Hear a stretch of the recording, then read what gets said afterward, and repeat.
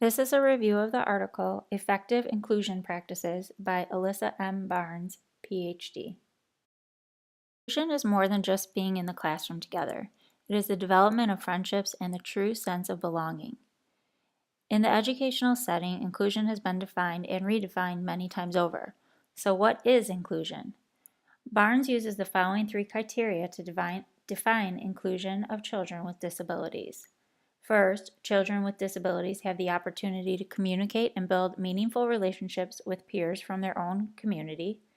Second, a team of educators works together to make educational decisions. And third, 10% or fewer students within a general education classroom are requiring special needs. There has been much research on the topic of inclusion and appropriate educational placement for students with disabilities. FAPE states that each child, regardless of disability, has the right to a free and appropriate education in the least restrictive environment, often referred to as the LRE. For this reason, inclusion of students with special needs has become a heated topic in education today, many for inclusion and many against inclusion. The research shows that while there are definitely difficulties within the implementation of inclusion, the benefits for children with and without disabilities are well documented. In a review of related literature, Barnes describes several benefits of including children with disabilities in the general education setting. Researchers found improved gains in language, cognitive, and motor development, as well as play skills, also increased communication and social interactions. An inclusion model also provides these students with opportunities to develop meaningful relationships with their peers. An effective inclusion environment also provides general education students with benefits as well.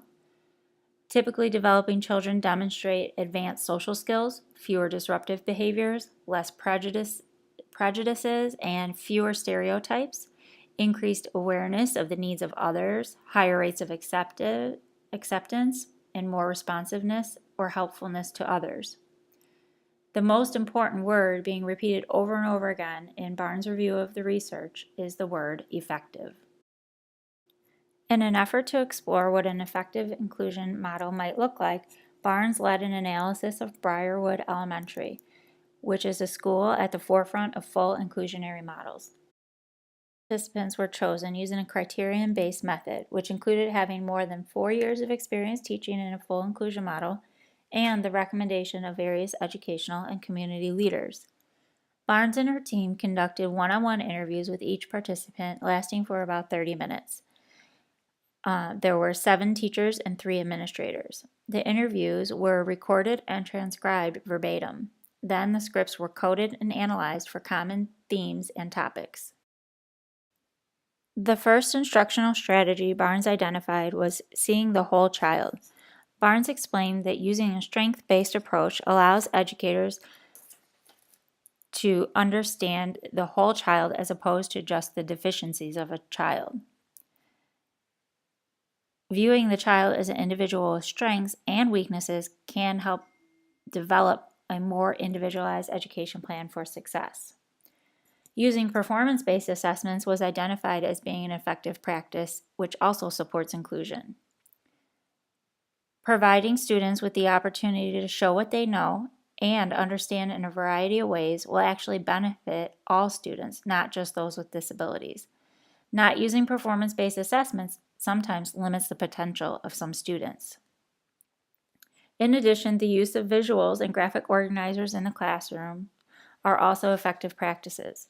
Using visual schedules, vocabulary cards with pictures, and graphic organizers are all ways to help support children, help them communicate, and encourage participation in the classroom setting. Finally, and probably the most important, was the idea of collaboration being necessary for the success of conclusion.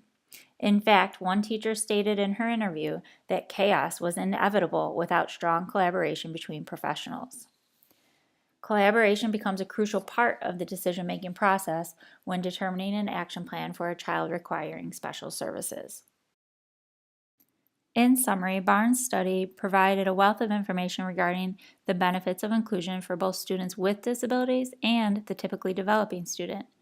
The most important takeaway from Barnes's research is that in order for inclusion to be effective, there are 4 practices that should be present: using a whole child approach, using performance-based assessments, using visual and graphic organizers, and effective collaboration.